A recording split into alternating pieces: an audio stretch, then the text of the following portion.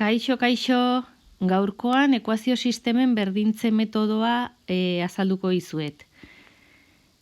Berdintze metodoak izenak dioen bezala egiten duena da ekuazioetako bakoitzean letra berdina isolatu eta bi letra horiek berdindu.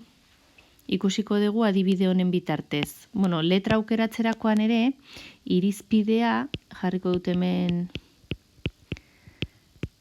aukeraketa irizpidea. Hau izango da, lehendabizi aukeratuko dugu bakarrik eta positibo dagoena. Bigarren, bakarrik eta negatibo dagoena. Eta hirugarren, beste edozein. Hirugarrenaren kasuan ja zatikiak agertzen zaizkigulako.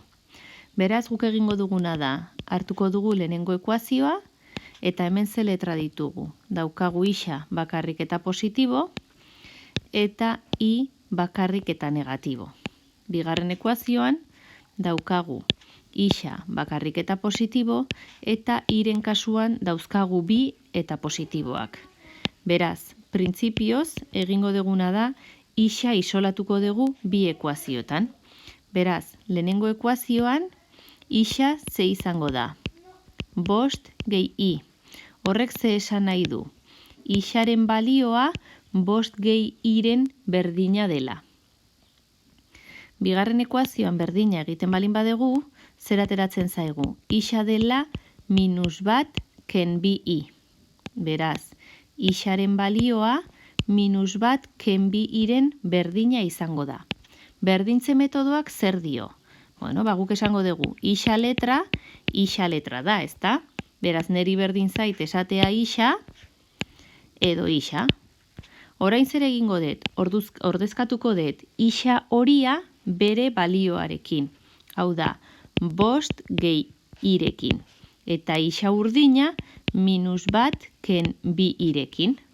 Benetan idazten ari naizena berdina da, baina zer gertatzen zait orain? Daukatela ekuazio bat ez ezagun batekin.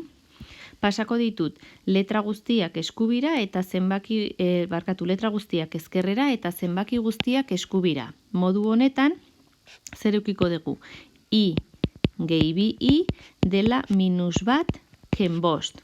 Laburtzen bali badegu, 3i izango da -6. Zati hiru egiten balin badet, ateratzen zait. Iren balioa dela -2. Beraz orain, hartzen dut goiko edozein ekuazio, nire kasuan lehenengoa, isa izango da 5 gehi i.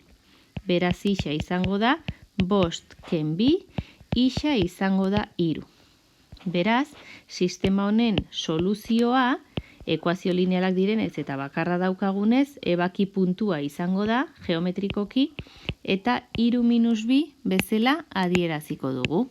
Hau azpimarratzen dugu, eta honekin bukatuta egongo litzateke ariketa. Ondo ibili, gero arte!